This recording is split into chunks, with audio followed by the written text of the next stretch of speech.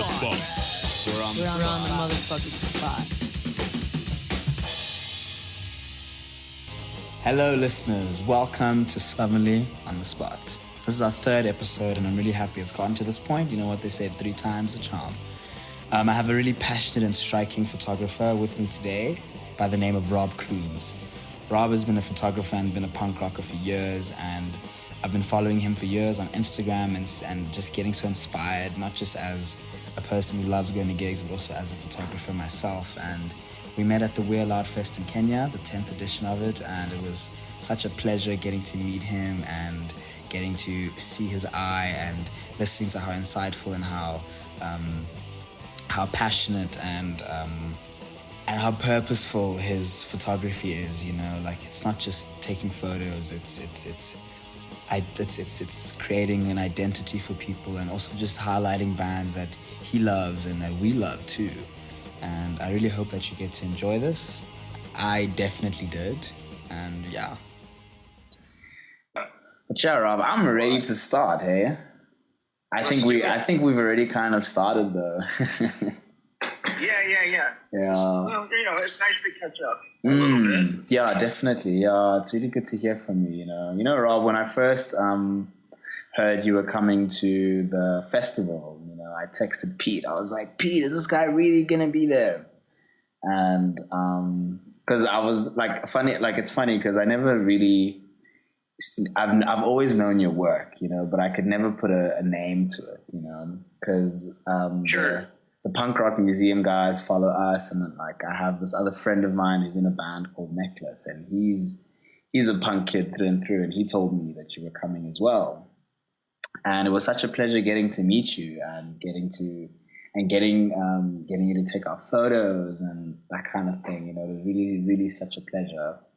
And I heard that you grew up in the 80s. You were an 80s punk rock kid in, I think it was the Midwest, right? Yeah, Indiana. Indiana, okay. And like, I've always loved 80s punk, and I've kind of glorified it in a way. I even have the Black Flag tattoo, and you can even hear it in the way we make our music, I'm curious to find out, like, was it as dangerous as they said it was? Because there was so much propaganda, or not propaganda, there was just a lot of concerned parents, mostly, around that time, especially in the US, about punk and whether or not it was safe for their kids to go out. And I don't know how old you were in that time when you first started going to shows, but I'm just curious to find out, because I always imagined myself being there in the 80s, and I told this one Afrikaans person. Do you know what Afrikaans is?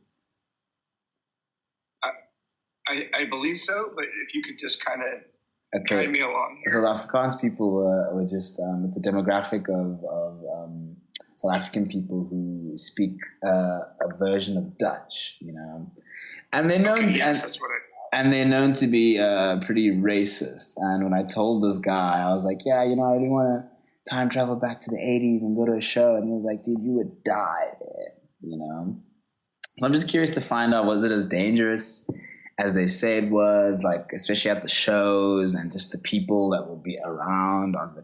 I'm just really interested to find out what it was like in the 80s, Sure. I can only, I've heard the stories like everyone has, but I can only really speak from my own experience. So I started going to shows kind of more in the late 80s. So I'm definitely a child of the 80s, but I didn't start going to shows till like 86, 87. And I think in my own experience, my shows were in the Midwest, and my first shows were in a city called Cincinnati, which was in Ohio, and was kind of like the closest punk venue to me. And then I moved to Chicago for the last few years of the 80s. And so I was seeing shows in Chicago. So in general, in my own experience, the intense violence that we've all read about seemed to be more coastal specific, like the gangs and the suicidals and all the craziness. I think was more in the coastal areas. Like, first of all, like, once again, I can only speak from my own experience. I'm sure there was violence everywhere, and I definitely experienced some violence at the shows I attended, but nothing seemed extraordinary to me. But I've definitely talked to people who were living in, let's say, LA or Bay Area. Yeah.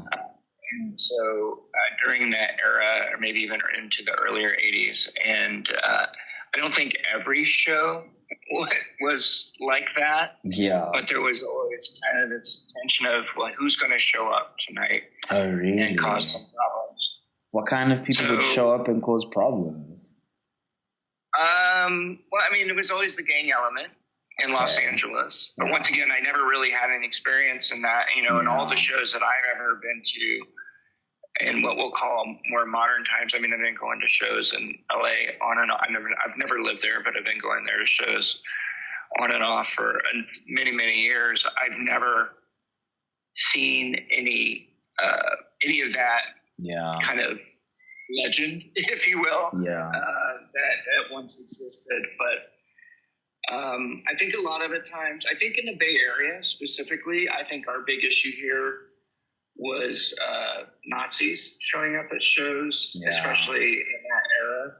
Because you just never knew, like, you're at a show and all of a sudden, like, 20 skinheads come rolling in and start causing major issues. So, but I've been very fortunate in my show going pretty much my whole life that I've never really had a situation at a show where, I mean,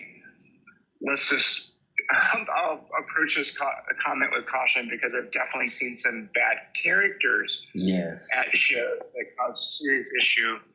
But in general, like, this kind of aura of show violence, I haven't really experienced very much, where like large groups of people will come in and kind of take over the show and just cause mayhem and start beating on people and stuff like that. And do you think, like, Oh, go ahead. No. Sorry to interrupt. No, I was going to finish with my thought. Oh, okay. And do you think, like, things have gotten a bit crazier nowadays in comparison to what they were back then, like, just in terms of the way people used to dance, and besides, like, the kind of politics and the violence, but, like, just essentially just the fierceness of people being there? Because, like, I've been seeing, I remember I was at work the other day and I was watching, I think it was Sound and Fury a couple of years ago or last year, and Trash Talk was playing. And then I saw a pink mullet in the crowd and I was like, oh my God, it's Rob. Yeah, that was me. Yeah. And like, it looked crazy, so I'm so curious to find out, like, because even things like crowd killing is so prominent in today's like culture in hardcore and in punk, So I'm super curious to find out if that has always been a thing or if it's kind of a new thing, not necessarily new, but more prominent. Like crowd killing is literally a meme on Instagram now. You get videos of dudes just slamming everyone and just like throwing fists and kicks and stuff. So I'm curious. Yeah, well, I mean, you're definitely onto something here. See, and I was kind of thinking that when I was describing how little general violence I've experienced in shows over the years.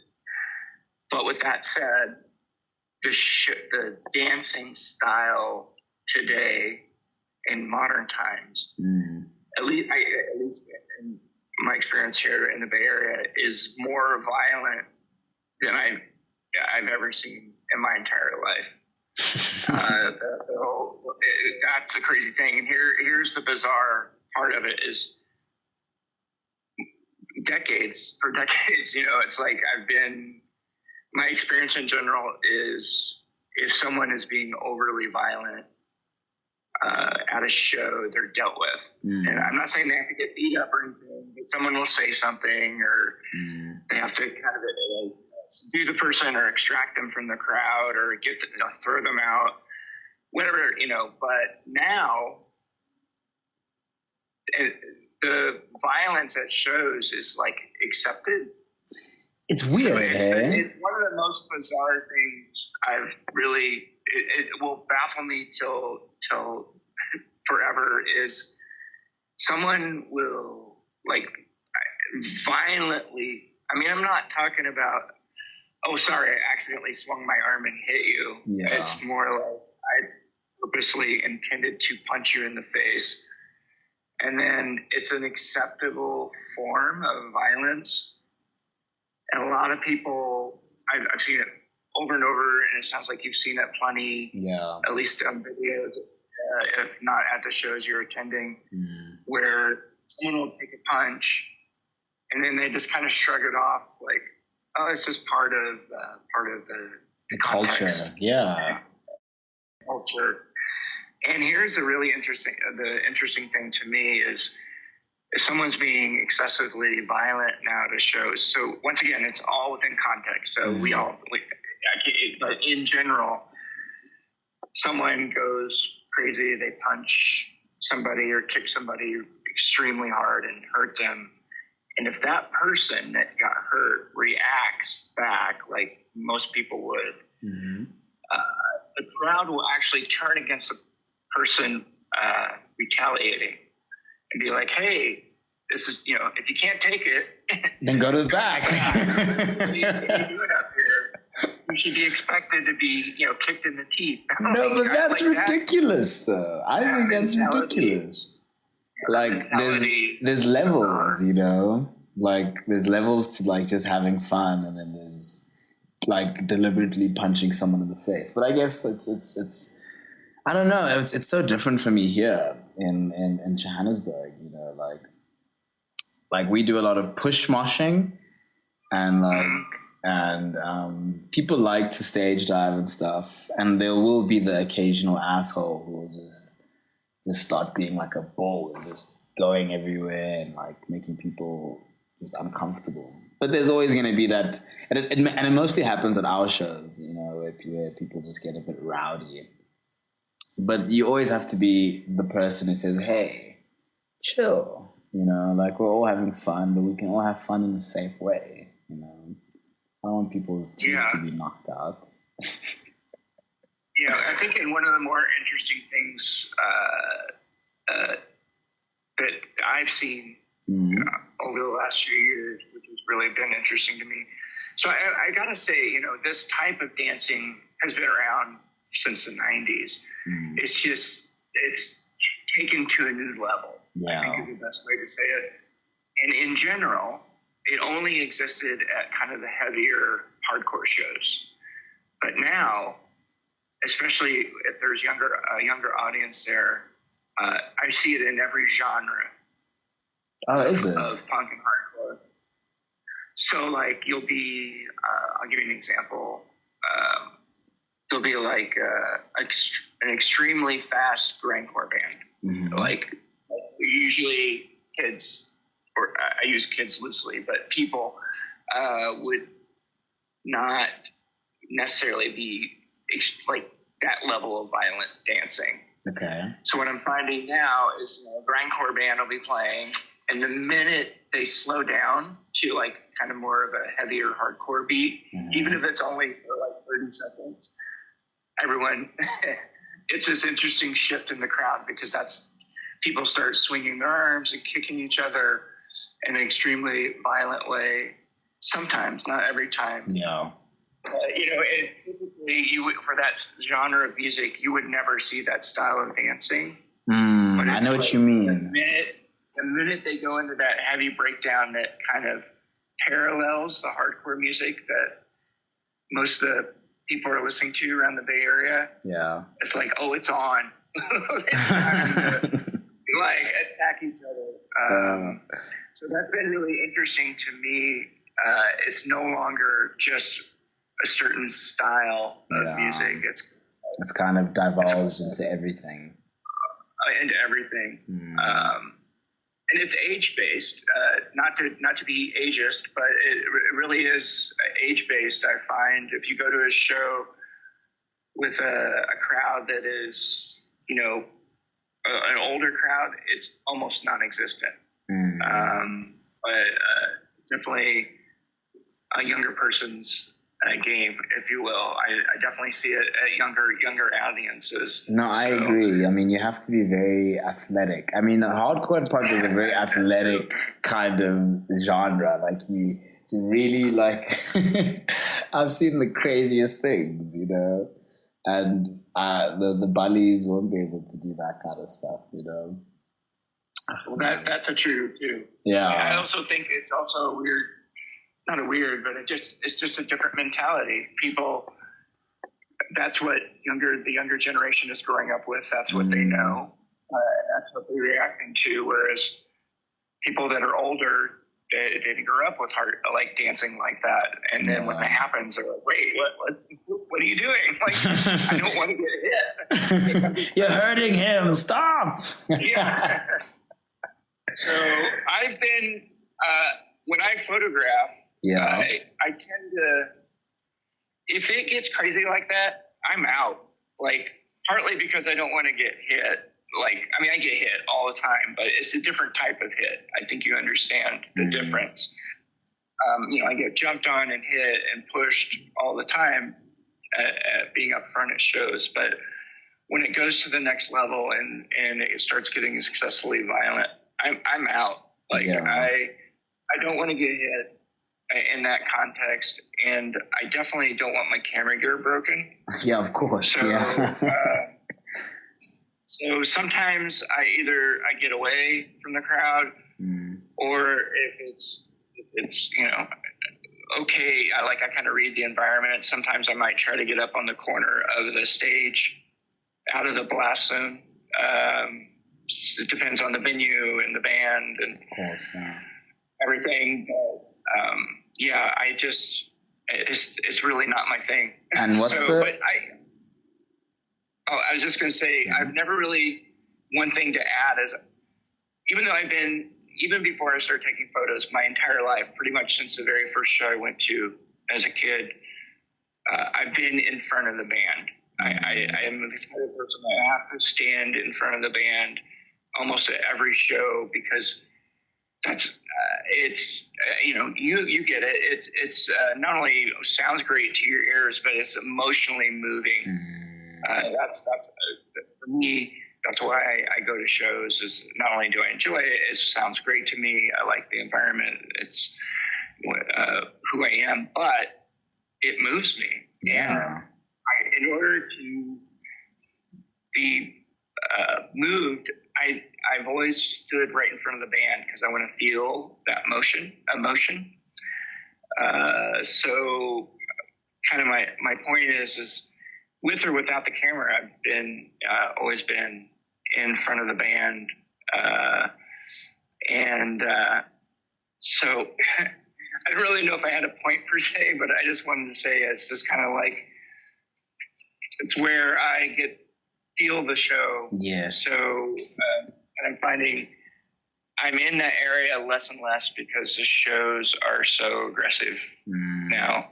No, but it's beautiful what you just said, Rob, like being in front of the band when they're performing. Like, that's something I've always kind of loved to do as well since I started going to shows. Like, I've been going to shows for the same amount of time I've been in the band, which is about 3 years. So I've only been doing punk as a whole for like 6 years, And when I went to like my first handful of shows, I would go to the front because I was just so in awe of what was going on and what was going in front of me. Like, my first show was a death metal show.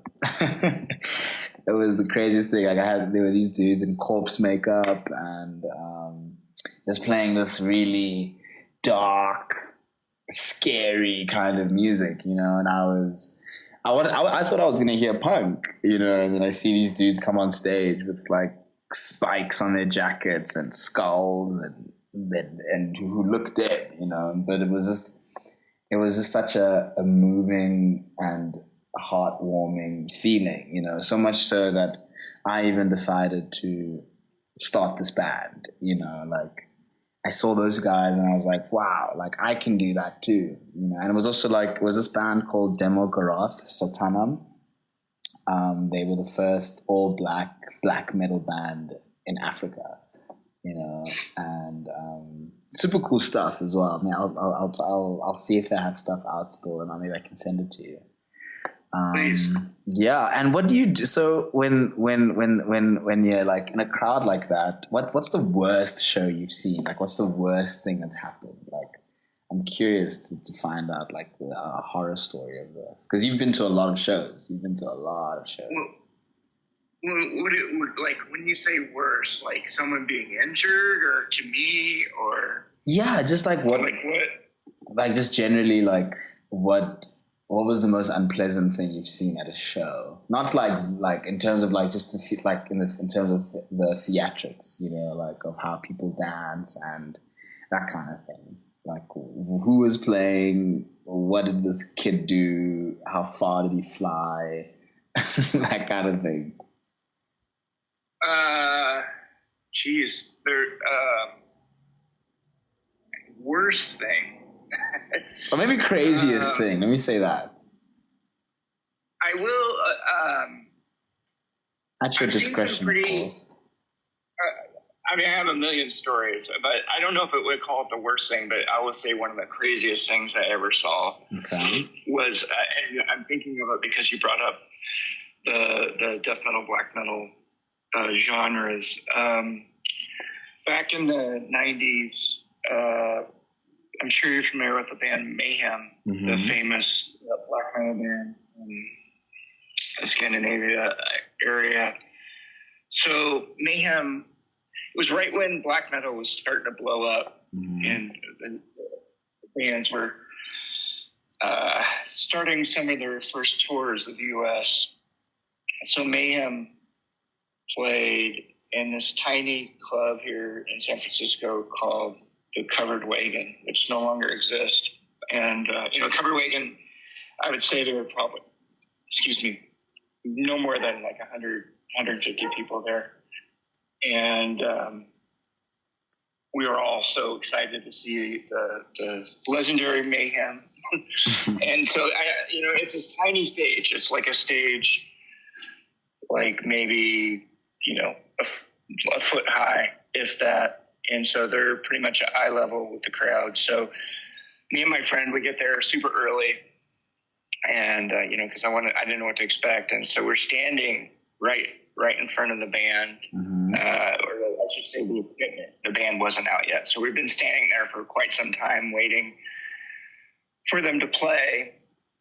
And so they're still setting up the equipment, and then this guy walks out onto the stage with this garbage bag, this huge garbage bag full of something. And we're like, oh, wow, what's that? And so he opens the garbage bag, and it's a cow's head, like a real cow's head, like massive head, not like a little calf, but like full-size cow's head. And all the skin, the fur was gone. So it was just the gristly flesh, the muscle and tendons and everything. And I pulled out a drum, like where the cymbals go in a drum set. I pulled one of those out, and it just had no cymbal, just had the kind of screw thing sticking up. And he jammed the cow head on top of that, literally like 6 inches away from us. And so I'm not an easily grossed out person, and I was like, wow, whatever. I thought it was kind of crazy, but I was like, I didn't really care, but I didn't really need to. I didn't want it touching me. So my God! So we have this huge cow's head on a like a cymbal stand in front of us. So we kind of shifted over a little bit. And then eventually the band came out, and they're wearing black metal makeup, like the whole thing, and they were incredible. They're absolutely incredible. But as you can probably imagine, on this tiny stage in this tiny club, within one song, the cow's head That's rotting. It gets knocked over. Now the cow's head is rolling around. Oh my God. On people are, it's in the pit. The cow's head is rolling around in the pit. And this is still will always be one of the craziest things. I mean, it's a dark, tiny club. I mean, you know the Yeah. the feel.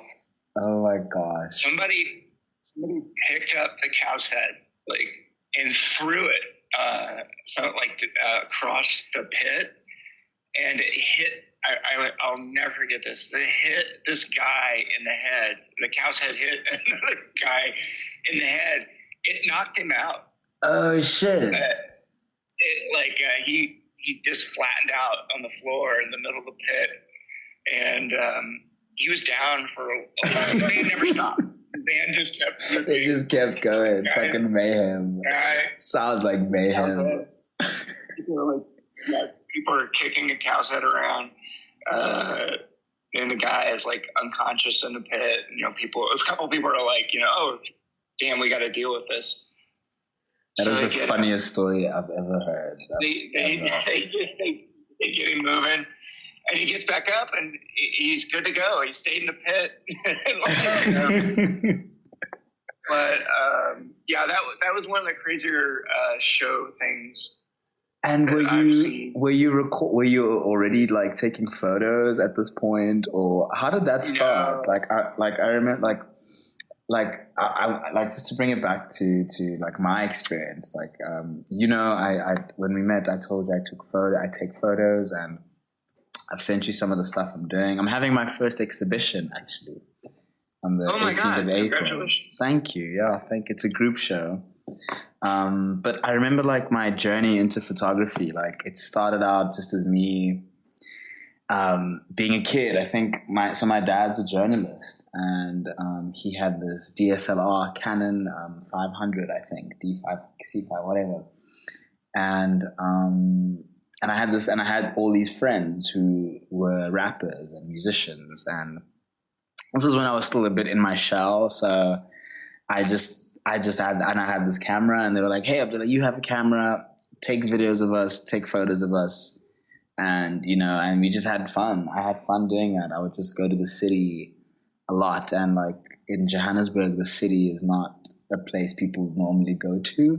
It's labeled as very dangerous, but it depends on who you are and where you go, obviously. Sure. And that's kind of how I just got into the whole photography thing. So I'm really curious to find out how that started for you.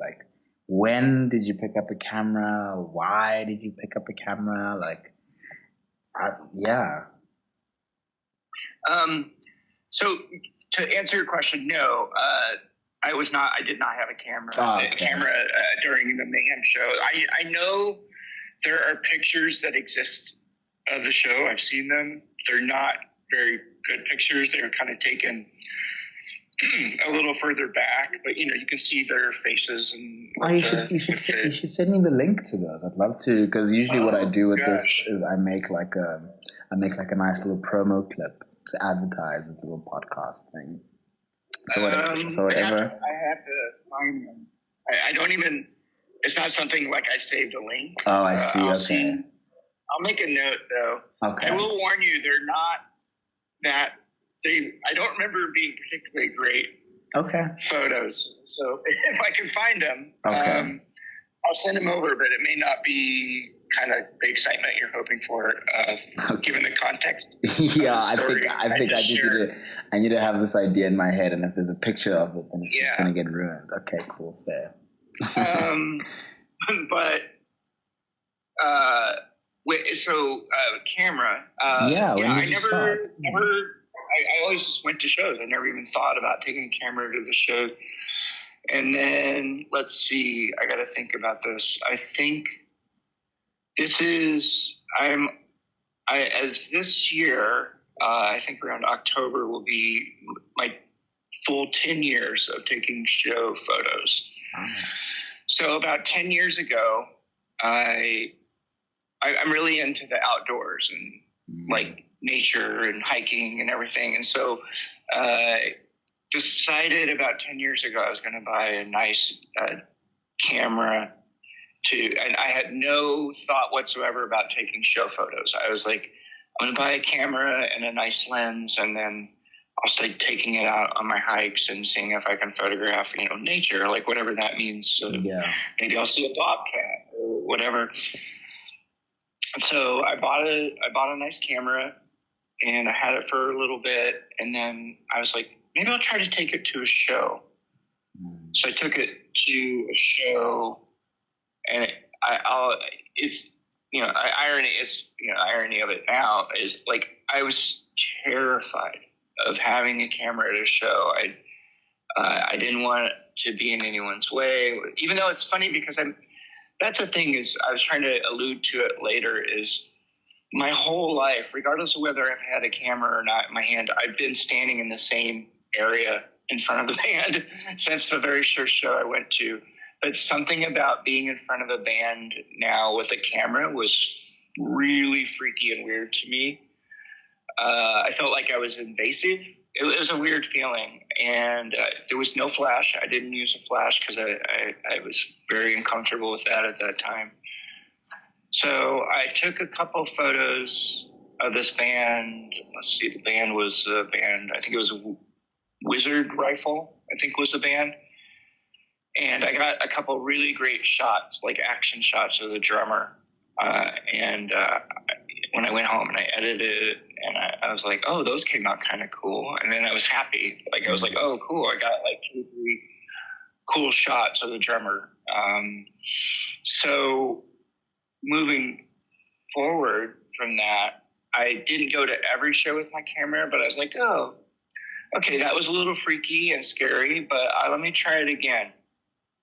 So I slowly started taking camera to shows, even though that wasn't really my intention of why I bought the camera. And then that was the thing is I would come home and look at my, I had no idea what I was doing. I didn't have I'd never shot manual. I didn't have any classes or experience. I just kind of went for it. And, but I would come home and look at my photos and go, oh, hey, I got one good shot. That's kind of cool. And it was fun to reflect back and think about, oh, that moment was neat, or like when that guy did this or that, whatever. Yeah. And then it kind of just kept going. And so I I took my camera on and off to shows for about a year. Still absolutely terrified to use a flash. And then I talked to a couple people who were in bands and stuff, and I was like, well, how do you feel about flash? Like, because obviously other people were using flash at shows. Yeah. And everyone I talked to was like, I don't know, I don't care. Like, or I don't see it, because, you've got flashing stage lights on bands sometimes, depending on the club. So I was getting kind of this, it was not necessarily directed at me. These were more general questions, but I felt like it was kind of like a green light. I was like, okay, I'm going to try a flash at a show. So it took about a year of taking photos, and then I tried a flash at a show, and it was like literally and figuratively, it was a night and day difference of how much better the quality of the photo was, because I'm sure it's the same there with these small clubs that bands are playing in, have the absolute crappiest lighting you could possibly imagine. And then the thing that I find over and over again is even when clubs have good lighting, when heavier bands are playing, they like to really turn the lighting down. I think they're trying to build some tone or aesthetic to rival the music, which drives me crazy, because honestly, if I wasn't taking pictures, I still like a band more well lit. I actually want to see them before. I want to see their faces. Happening on the stage. And then a lot of the clubs, they'll do extremely dark lighting, and they'll have some sort of smoke machine or something. Yeah. And then it just drives me crazy. But anyway, I started using a flash after about a year. And then, it's kind of just gone from there. And now it's rare when I go to a show without a camera. Yeah. But the funny thing is, when I show up at a show without a camera, people are always like, "Why don't you have your camera?" It's become an extension. It's like your third arm. Yeah. It's just like there's a variety of reasons, maybe, but why sometimes I don't have a camera to show. But sometimes now one thing I want to mention about my style of photography is when I'm photographing a show, of course, there's a little corner of my brain that's always thinking, okay, I got to have my camera here and I want to get the shot and it needs to be at this angle. All the technical aspects of photographing is a very fluid, constant thing in my brain. But I'm not standing in front of a band because I don't like them. You know what I mean? Like, I think the priority for me always is, and it's a thing I tell when people are like asking me for advice about photographing bands. I was like, don't forget the most important reason you're standing there in front of the band is because you want to enjoy the music and, get into the band. And, that's kind of the first priority. I said, I feel like then the camera thing is secondary.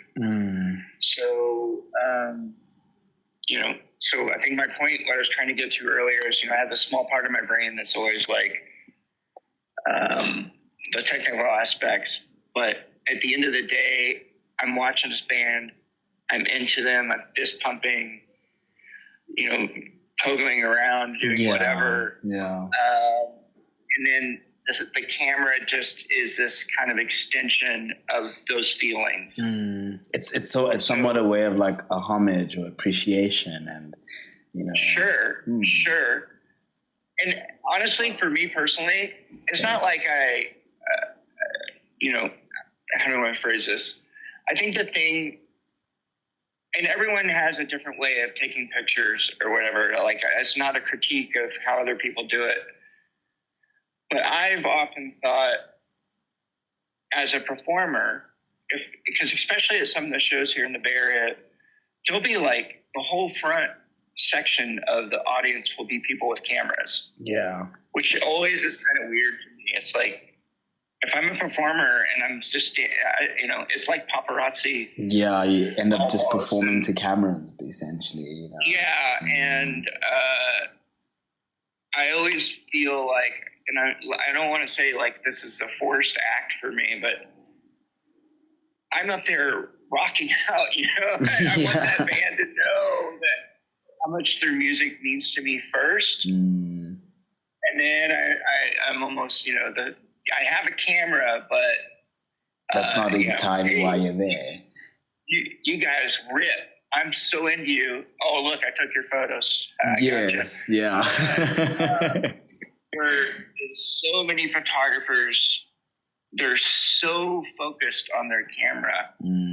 I think they start to lose the feeling or the context of why are you standing in front of this band to begin with? Yeah. It's not all about getting photos. I don't know. This is my very personal feeling. No, Rob, I completely agree.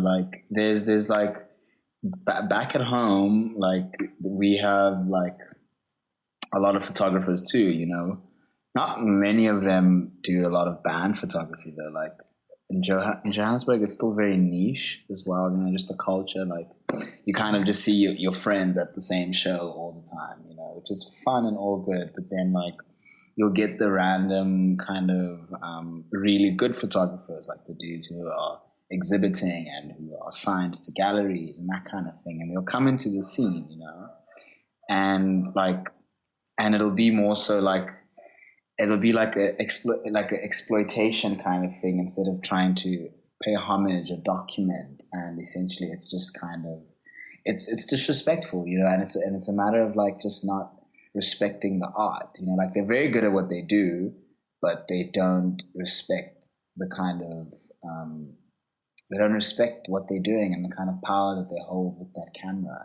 like, it's like how you said, it all boils down to what you care about and why you're standing there, you know. And sometimes a lot of these people get the two mixed up, you know, like, are you documenting or are you exploiting, you know? And it sucks, you know, especially when there's a scene that is really helping people out and are important to the community, you know.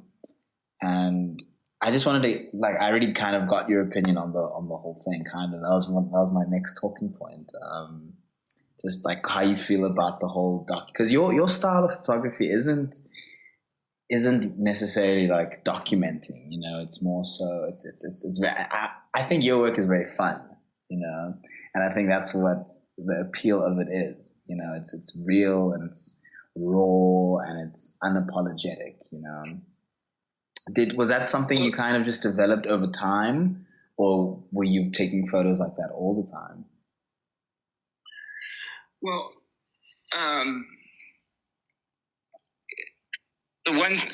first I kind of wanted to comment on, you know, it's interesting to me because I've never really thought of my photography as documenting. I mean, at the most rudimentary level, yes, it's documenting a time and a place and a person. But, you know, I never really thought of things in that context. I'm more in my brain is very live in the moment now. Yeah. I'm just like, oh, that was cool. Oh, I got it. I got a picture of it. That was cool. And then I go back and have this moment to look at, and then I can share it, and I know that means it's documenting it. Yes, I don't know how to describe it. It's just different in my brain. Like that's not your intention for it.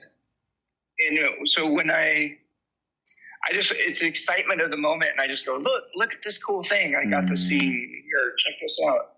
Yeah.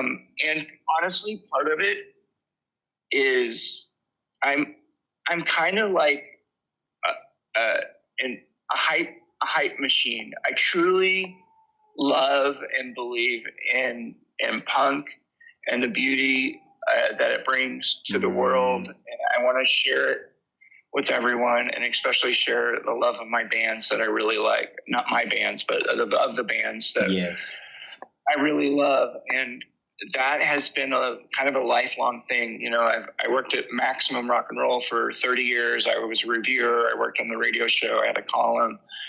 I worked in record stores. I've worked for other zines and radio shows. And the point of me bringing all that up is truly just to share my love of music. And there's nothing I enjoy more than someone seeing a photo of mine, or I don't do radio shows anymore, but I did them for many, many years. Or someone saying, hey, you played this song on the radio, and saying, I checked out this band because of your photo or your review or this or that. Yeah. And that is, to me, it's no longer about me. It's not feeding my ego whatsoever. It's a fact that I somehow got someone to listen to this band that I love, and now they're loving what I love. And so kind of sharing the excitement and the hype that I have. So that's a lot of why I think I take photos and share so much. You know, I post this rad photo, and at the end of the day, all I want is someone to click that band's account and go check out that band and listen, like download the music or buy their records or whatever. That's the most exciting thing to me. That's so beautiful. Am I documenting? Am I a documenter? Yeah.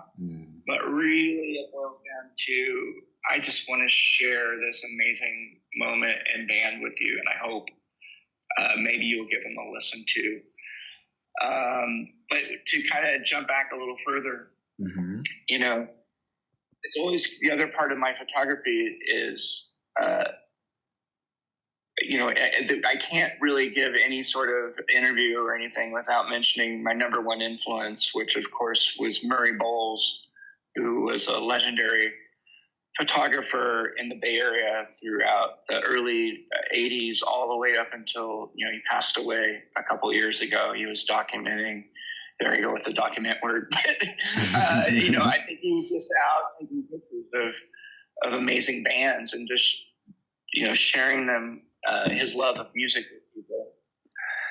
But the point of me bringing his name up is some of the very first and earliest punk photos that I saw growing up back in the 80s was he put out a zine through Maximum Rock and Roll called "If Life's a Bowl of Cherries, What Am I Doing in the Pit?"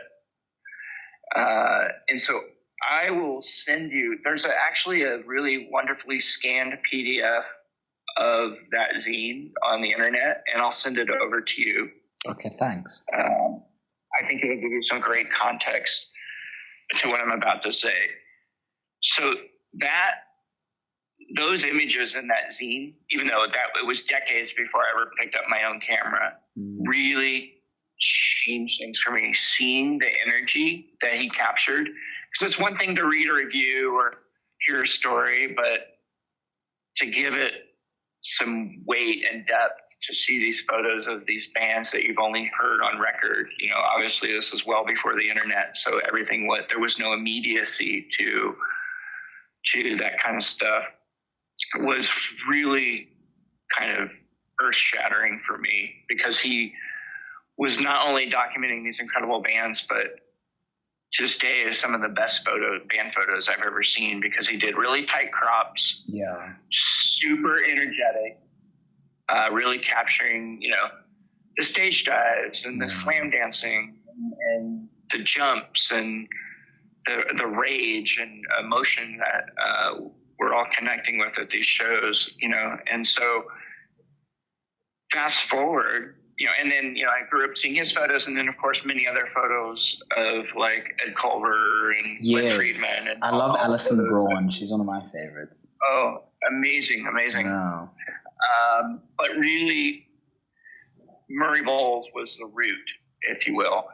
So fast forward, when I started taking photos, and, you know, I of course, I said earlier, I had no idea what I was doing. I got the software.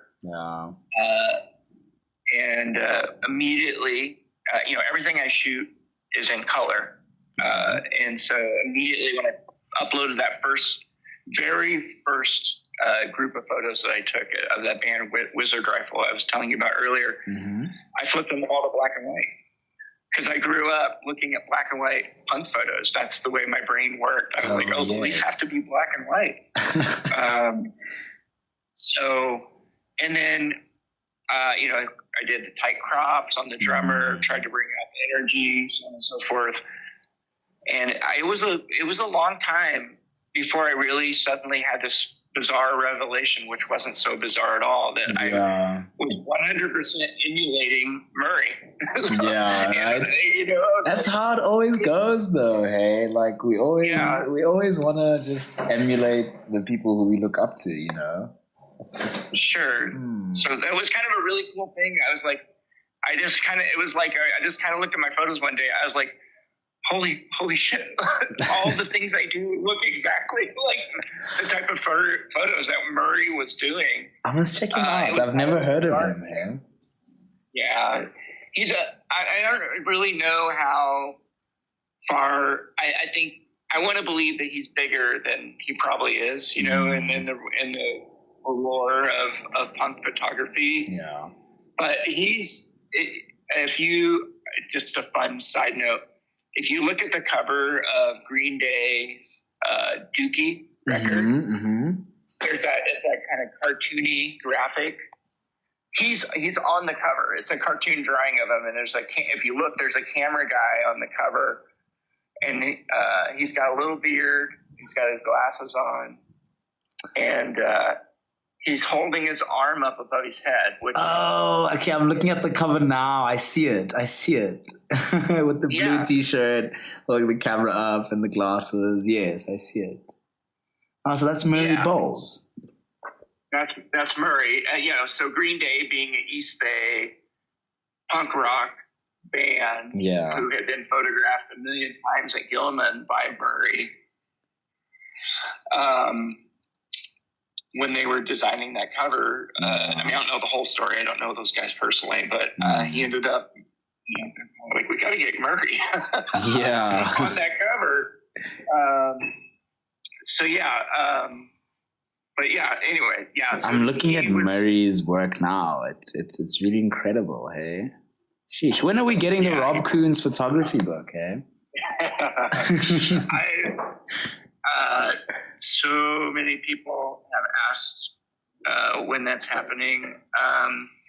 It's tricky for me. I personally, I am very forward thinking in my photography. So what I mean by that is, I look back and we'll re-edit photos and stuff, but 90% of my brain is like, what's next?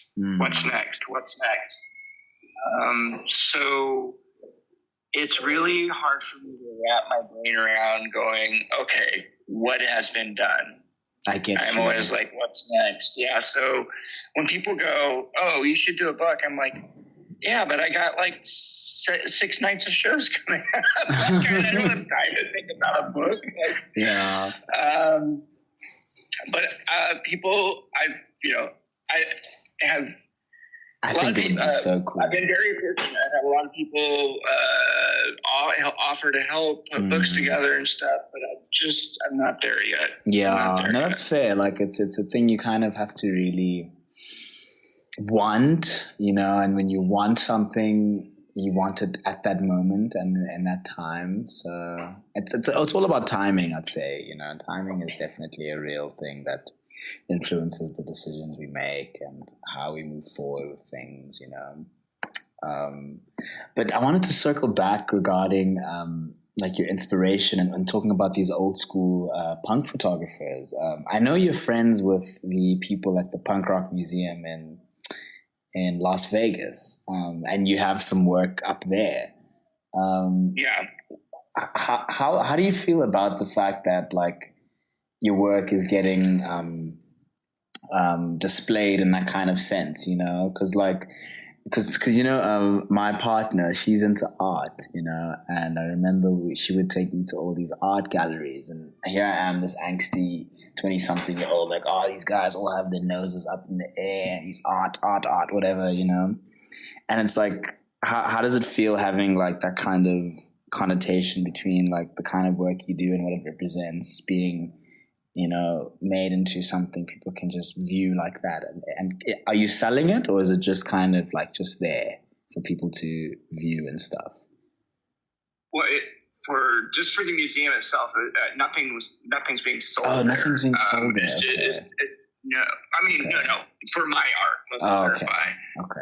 Yeah, they have a gift store with books and. Oh, of course, yes. Oh, but the actual memorabilia kind of stuff is not getting sold. Yeah, Alison Braun has her book there. That's all approved and licensed, and I see. Okay. It doesn't feel. I know there are a lot of to kind of jump back to your question. Yeah, so I'm not selling anything there. Okay. Those photos are just the photos that I have in the museum are actually. It's kind of like I don't know how they did it. It's like almost like a screened wallpaper or something on the wall. It's not even like a framed photo. It's actually. It's kind of like a display kind of thing, like that goes with the building almost. Yeah, so there's 4, like there's different rooms on the second floor of the museum, like smaller like gallery rooms, and there's these kind of end caps that face out to the middle of the room, and so the 4 end caps are my 4 photos, and cool. and they're 10.5 feet tall. The photos. That's amazing, Rob. That's huge. Yeah. And like 3.5 feet nice. Across. Yeah. Nice. So, how do I feel about my work being on display at a museum? Yes, yeah.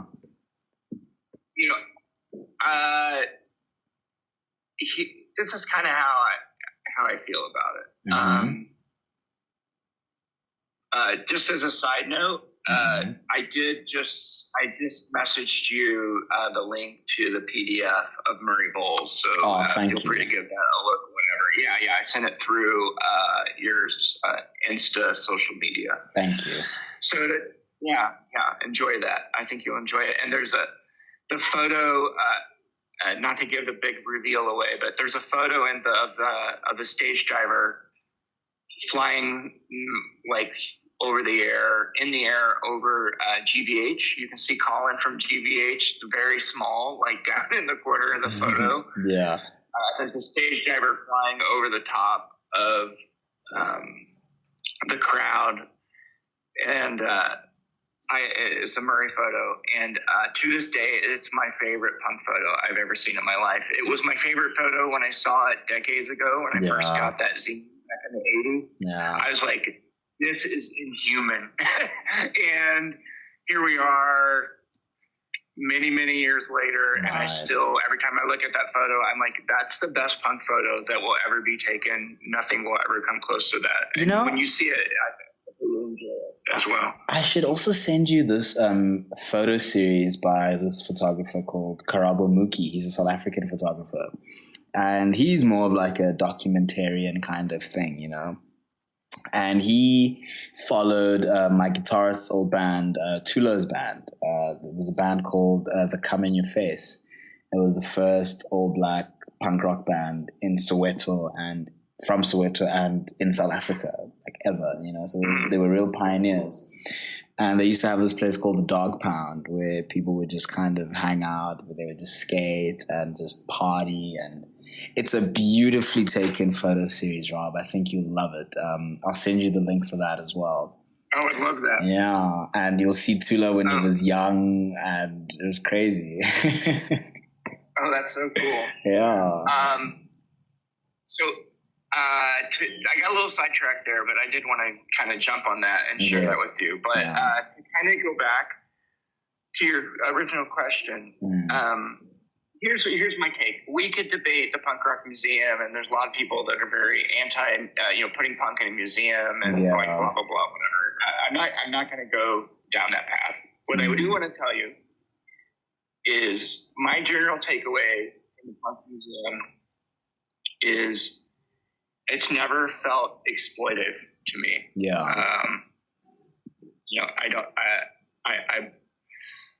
We can debate people like Fat Mike and stuff. I don't care. I'm not getting into that. I really feel like I've met a lot of people that work at the museum. I knew a couple of people that were working there already. And my general takeaway is these people are very passionate about punk and about music, and they want to share it with the public. And the best way to do that was to try to put together these incredible collections of materials and share not only these amazing artifacts that have been collected over the years, but try to give some context to the history and meaning of punk. That's a very rudimentary way of kind of summarizing how I feel about the museum. Okay. I'm not saying that the museum doesn't go without faults, and there are things that they can improve, but every person on the planet has faults and things we can improve. No, 100%, it's like, it's just life. We can sit by and we can critique it and hate it, or we can, try to find beauty and quality in things and go, hey, you know what? Actually, this is actually kind of a cool thing that's happening. Yeah. So that's my general takeaway. I would have never allowed my photos in there if I thought they were being exploited. Or, all my communications with them before I ever agreed to the photos were very straightforward about. Okay, great. No, I can guarantee. I'm sure they're really good people. They even reached out to us. Asking us about what it's like in the punk scene in South Africa, and just generally about punk in Africa. And that didn't come from a malicious kind of thing. It was just someone wanting to know about something they're interested in a different place. And I think it's really cool that they are even reaching out to people like us, because it shows that they care. You know, I still really want to do something with them. You know, like I've been deliberately collecting all these posters for the past like 6 years of the shows I've been going to, just with the hopes that one day it'll go in the museum, like a poster I made years ago. You know, Yeah. and just as documentation of like this era that happened. You know, but we'll see what happens. I'm just having fun. Yeah. You know, and honestly, to kind of speak a bigger picture, you know, I don't want to get in depth here, but like, I'm extremely protective of my art and my community. I'm not so protective. I mean, obviously I want to protect my art, and I don't want someone like using one of my images and making a ton of money without my authorization. That most basic form, but it's much deeper in that. I love and respect and have been part of this DIY community basically my whole life at this stage. And I'm extremely protective of it and supportive of it. And I never, ever want to feel like I'm exploiting it in any way. So I've always been extremely cautious of like, if someone wants to use a photo for something, like, okay, we need to, like, I do everything I can to figure it out, make sure it's on the up and up, make sure the band is aware, make sure they're okay with it. What is it going to be used for, so on and so forth. So, you know, not only the museum itself, and you know, but my takeaway here is that like that plays into everything that is my photos are used for. So, like, I'll give you an example. I licensed a photo of a musician to a big skate shoe company. But when I was approached by that, and for that, I should say, I was approached by the shoe company first, and I was like, well, that's bizarre, because it was like almost like a cold call. They're like, hey, we want to use this photo. So the same day, I immediately contacted the artist, and I was like, oh, hey, I just got a message, and they're like, I told him, the artist was like, I told him to contact you. So like, they're like, of course, I want you to use the image.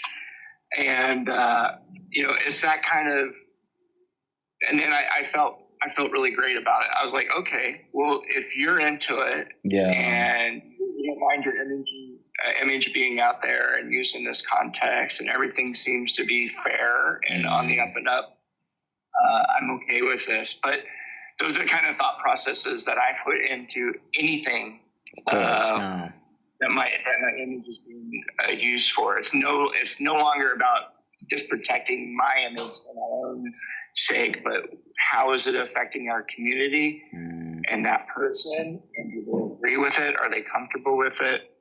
So I think those things are really important. I think a lot of times that stuff gets lost on photography. Yeah, it's a world I'm kind of hoping to get into more so now. And this conversation helped a lot. You know, it helped me kind of see how things are. Because I think I have somewhat of the same mentality, you know, and I do want to get into it more. So I really appreciate this conversation, Rob. It was really such a pleasure. Thank you. Absolutely. Of course. I truly appreciate your reaching out, and I just adore you and your band and all your bandmates, and it was so radically cool to see you all play a couple times. Yeah. It was so great. Yeah, I'd love to hear your take on Kenya. Like, what was it like being in Africa and seeing punk in a completely different place? Like, I'm sure you've been to Europe and stuff, but what was it like being in Kenya and seeing that kind of thing, you know? Well, the irony is I've never been to Europe. Oh, you've never been to Europe? No, so Jennifer and I, when we go out of the country, we tend to not go to Europe. Well, here we tend to go, like, we've been to Laos and Vietnam and Cuba and Indonesia and just a lot of countries. Yeah. But Europe someday when we're older. Yeah. when we got our canes and we're not so mobile, and we can be wheeled around in a museum. Maybe we'll go to Europe and look at the Louvre or something. But we do like our travel a little more adventurous. Yes. Nice. So, but we've been to the Middle East. We've been to Jordan, Egypt, and then Egypt, of course, is Africa. So to jump back to your question, Kenya was absolutely incredible. It was a really interesting thing for us too, because I think we discussed this, but it was hit both of our interests, but in extreme differences. So the first 8 days or 9 days in Kenya was all safari. So we went from it was just Jennifer and I and a guide in our car. So we went from hours and hours of very silent animal watching. Beautiful. Oh, you went on the safaris, the game drives. Yeah, we like 8 days of game drives, and then suddenly we were thrust back into Nairobi nightlife and loud punk music, which we're also obviously dedicated and lifelong fans of, but it was this crazy contrast of yesterday I was hanging with the zebras, and today I'm getting blasted by insane loud music. Yeah. But it was radically cool for me because pretty much since I first listened to punk, I mean, obviously American and U.S. bands were highly influential, the Dead Kennedys, the MDC, Zero Boys and all that. But very, very quickly, I jumped into international punk, like from the get-go. Like the little radio station I used to listen to in Indiana would play Maximum Rock and Roll Radio. And, I would hear, and the DJ that would spin punk music on the little radio station also played a lot of international music. So, from the get-go, I was hearing all kinds of like Italian hardcore, like Raw Power and Declino and Negazione, and then I started hearing Japanese hardcore, Gizm and Gauze and Stalin and blah, blah, blah. So the point is, I always looked beyond the borders of the United States and was fascinated by not seeing, because it took a long time for me to see a foreign band, but hearing and reading about all these bands from around the world and knowing that there's this incredible community that is borderless, if you will. Yes, exactly. Yeah. So that was really eye-opening for me as a youth.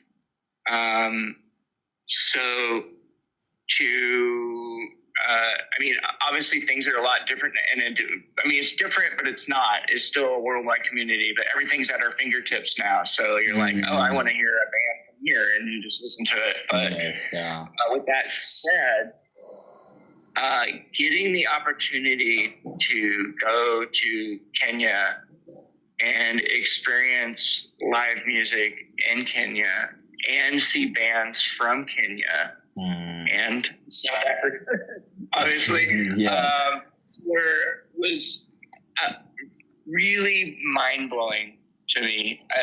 It was the coolest thing, and to have, and not only that, but then of course, seeing other music from other countries as well. was in it was just I don't even know if I really even have words for it. It was No, just same, Rob. I'm also just so, you can't explain it. You just had to be there kind of thing, you know? yeah. I couldn't believe at times I was just like mentally pinching myself, like going, is this really happening? Am I really standing in a club in Nairobi watching, a black metal band from Kenya doing voodoo spells It on was the audience? Like, I was crazy. like, what is happening right now? I can't remember the name of that band. Chovu. Do you recall? Chovu. That's it. Oh my God, that set was mind-blowing. It was insane, right? Jeez, it was like, yeah. It was so mystical and just, wow. No, I got scared as well, dude. I got this really cool photo of there was just a chick, like a lady, and she had with like the candle, and she didn't sing or anything, but I just got a photo of her like by the candles, like just sitting down. It's super cool. Yeah, those are nice guys, man. It was such a cool experience. It was my first time also really traveling outside, like within Africa, you know? Like usually South Africans, they always like opt to go to Europe or to New Zealand or Australia, you know, like that's kind of, or people, like we have a joke, we do like when all the South Africans emigrate, we say they're running away, you know? And it's always to like one of those countries, one of those three. And they never really like, even for holidays, they never really travel within our continent, you know, and even though our continent has problems, there's a lot that it has to offer as well, you know, and getting to see that as a fellow African, getting to go to Lamu and even being in Nairobi and like just realizing the similarities and also just the camaraderie that I got to experience in Africa, you know, it was in Kenya was just amazing. You know, especially as like as a punk rocker of color, you know, and getting to meet death and getting to, because you know, like that when I was researching on punk and stuff, like when I was about 19, I would search black punk rock bands, you know, because I just wanted to see who else who looked like me was doing this thing, and like Bad Brains obviously popped up and. Death as well, you know, and Death felt like the more accessible kind of thing. There was a point where I got on the phone, I think it was Bad Brain's manager or HR's manager. I don't know how I got someone's email or number like that. You know, I was like 19 and just full of so much spunk. But then to think years later that I would get the opportunity to play and meet, you know, the Hackneys and to get to meet Death, and it was super, super cool, you know, and I think it was something that my childhood self would really like just shake my hand for, you know. 100%. What was it like growing up for you, Rob? Like were your parents cool with you going out and going to shows? And because you're from the Midwest, you know, I can imagine it's not the most. I wouldn't be as progressive as like the coasts and stuff, you know. It's still kind of close, like to I don't know what it was like, to be honest, in America at the time, you know. But I'm curious to find out what it was like as a youth, as a teenager, going to shows and that kind of thing. Like my mom was she just didn't understand it, you know. Like she just kind of thought, oh, Abdullah's going out, you know. But until I started hosting shows and being in a band, and she kind of was more open to the idea and the philosophy and the ethos of it all, you know. Like I'd come home with tattoos and she'd be like, ah, and I'd be like, no, Mom, it's punk, don't worry about it. So I'm curious to find out what your family was like, you know. They weren't particularly receptive to it. Yeah. Because I started finding punk, and well, the irony is like most of my youth, I was always kind of outside the box, if you will. It was kind of like nerdy and you know, and kind of like just pursuing things that, you know, like I was a breakdancer for a while before I found punk, and I was super into hip hop and, just kind of, and it was like always trying to find the unique things and maybe that the other kids weren't really listening to or doing. And then of course I think with the reason me telling you that is my parents were already kind of used to like, okay, here he goes again. And so I found punk. And I found it actually, the very brief story is the girl that I was dating at the time in school brought me a tape that she had taped off the radio show. And she's like, I just heard I just taped the funniest radio show last night and played me Institutionalized. Oh, no ways. Suicidal Tendencies and Whirled Up My Ass by the Circle Jerks and a bunch of other stuff. But those were the two songs. The first punk song I ever heard was Whirled Up My Ass by the Circle Jerks. And then Institutionalized and just a couple other things. And I was like, well, these are ridiculous. So that was kind of how I got into punk, and I started listening to that radio show because it was once a week. This guy, it was, it's a small town in Indiana. But anyway, then I started kind of, taking on more of a look and the t-shirts and, what have you. And my parents were really freaked by the whole thing. They couldn't really stop it. They tried to encourage me not to do weird things with my hair or weird clothes, but I was at the peak age where you're like, whatever, I'm going to do what I want. Yeah. And, so, I even had one time, I'll never forget, we were having like breakfast or dinner or something. We were sitting at the table and my mom asked me if I was in a cult. And of course, I was a teenager and I was like, well, yeah, of course I'm in a cult. And then I remember one time, I had all kinds of crazy t-shirts and stuff. And I remember one time I had a skinny puppy t-shirt with like a skeleton on it or something. And she just like came into my room holding the t-shirt. What does this mean? What does this mean? I'm like, it's a band. It's just their imagery. What's the big deal? Like, it was hard for them to process all this kind of weirdness and darkness and heaviness that I was suddenly bringing into the home. Yeah. And their weird kid was now getting weirder. And did you have any siblings or anything? A brother. Oh, cool. Kind of, at least early on, he's 5 years younger, kind of followed in my steps of the punk thing. Cool. And then eventually found his own world. But yeah, he was actually in a band for a minute, playing punk songs and stuff. But anyway, and then outside of the home, growing up in the Midwest, and this is way before I ever got into punk or anything, I had extremely difficult childhood, and I was picked on a lot and beat up, and it just wasn't particularly fun. So don't get me wrong, I had a great time as a youth. I had my friends and everything, but I took a lot of heat for being the odd kid.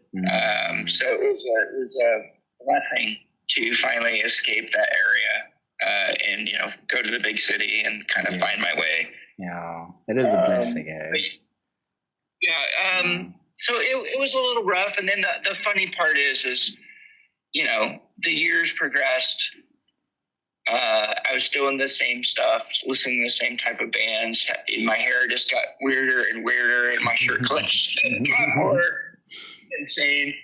And then I think your parents eventually, or at least my parents, they kind of give up. They're like, okay, well, this isn't changing. So now we just need to manage this a little better. And it was funny because both my parents have passed on, but with that said, even up until like a full-grown adult, decades now under my belt in punk, I would show up at my mom's house with like a weird haircut or colored hair, and she would like give me the hardest time. I always thought that was really funny. She's like, I really don't like your hair. Oh, I don't know why. Shame.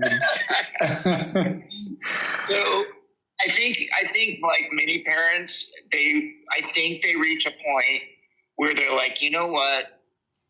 Our kid has a job, yes, a roof over his head, food on the table, a steady relationship with a partner. He's doing okay. He's doing okay. Who cares what music he listens to? Getting out of prison. Yeah, and then they're like, okay, we didn't do too bad. Yeah. He chose a different path, and that's going to be okay for us. So I think that's kind of where they landed with that. That's beautiful. It's really good to hear, man. Sweet. Rob, thank you so much again. Hey, this was a really nice chat. Oh, 100%. I really enjoyed talking with you, and please send me some of that stuff you were discussing. I will. Some of the photos. I just sent you the photo series on your WhatsApp right now. I just sent you a link. Oh, fantastic! Yeah. I'll definitely check that out later. Okay, cool. Start working I got about 30 minutes before I start work. So. Okay. What do you do, Rob? What's your job? I actually work for an advertising company in their finance department. Oh, cool. Nice. And it's funny because I don't want to say I'm secretive. I mean, I've been at this job for a couple of years, and honestly, for full reveal, I actually work remotely. So. Oh, I see. Okay. So I've actually met very few people in real life that I work with. But prior to this, I've only been at this job for a few years. You know, I've worked in offices and what have you. And my point is, it's not like a big secret, but I've always kept my personal life very, very distant from my work life. Yeah, it's important. I've made that mistake many times, like especially with the band stuff, especially when we got bigger, you know. And I've lost a couple jobs because of it. You know, people just don't see things the same way you do, and you become somewhat of a threat. I don't know. It just never ends well.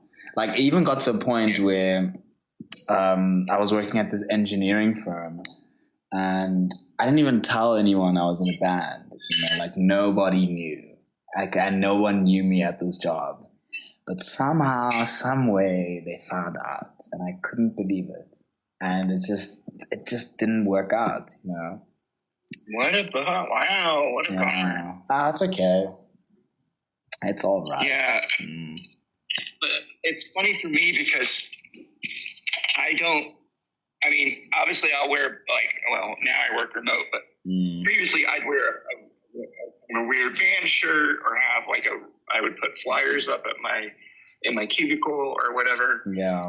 But no one really would ever ask. And then it was funny because I would come into work and I would have had the most insane weekend.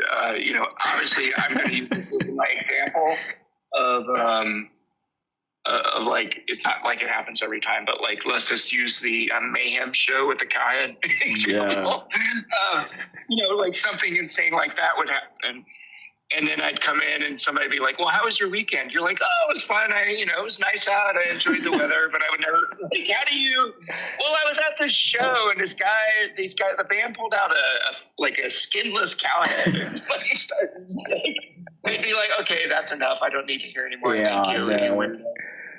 So because of those types of things, I've always just kind of my persona is persona light, if you will. It sounds like you, on the other hand, have had actual detrimental impact, but I feel like I'm very lucky that, in my realm at least, I've never had any job. Because, eventually people start to figure out, obviously social media is very easy to look at. They can just look at my name or whatever. True, yeah. But I've never had any real negative impact. I think it's different because you work in advertising, and I feel like, is it corporate advertising or is it like, but it's, I feel like it's definitely a lot more of a creative kind of company and values, you know. That's a great point. Yeah. It's corporate advertising, but it's two things. One, it's full of creatives, and people are always trying to push the edge of creativity. Yeah. And I live in the Bay Area. Exactly. So everyone's like, there's always this kind of aura of the Bay Area that people are almost expecting the oddity. Yes. So no one's going to be like, oh my God, we have a punk rocker in our midst here. Like, that's not happening. So, like South Africans like to always say they're super progressive and super open and that kind of thing, but the reality is they're not. You know, you'll still get ostracized for your interests and for looking different, you know, and it trickles over into the workplace as well, you know. But it's okay, Rob, you know, like, I'll be fine. I'll be okay. It hasn't been that bad. Before you know it, your band is going to be touring the world nonstop, and you're not even going to have time for work. So that's the hope, right? Yeah, we'll see what happens. Yeah. Well, thank you so much for the call and taking time. And, you know, it's nice just to chat with you, because I feel like, you know, I wanted to get to know you more at the gigs, but it's a gig, and it's so hard to connect with people at gigs, because you're doing your thing, you got your band, you're selling merch, or doing whatever. I'm photographing or doing this or watching this band. And then next thing you know, the evening is over and you didn't really have a chance to talk to the people you wanted to talk to. So thank you, Rob. I appreciate it too. I'm also glad we got to speak now, you know, because we didn't get to in Kenya. So this is making 100%. Yeah. All right. Well, I hope you make it to the U.S. in the next year or so. Thank you. And I assure you, if you make it to the West Coast, I'll do everything to help you guys out. Thank you. And also thank you for the support you gave us for our crowdfunding. We're nearly there with our visas. Like, we're literally nearly there. So it went a long way. Thank you. Of course. It's the least we could do. So good luck to you. Thank you, Rob. I hope your upcoming tour, you said in June? In June, yeah. Yeah. I can't wait for some scene reports from your tour, so I'll keep an eye on your account. Sick. Thanks, Rob. Enjoy your day, yeah? All right, you too. Take care, and let me know when this yeah. We're on the spot. We're on the motherfucking spot.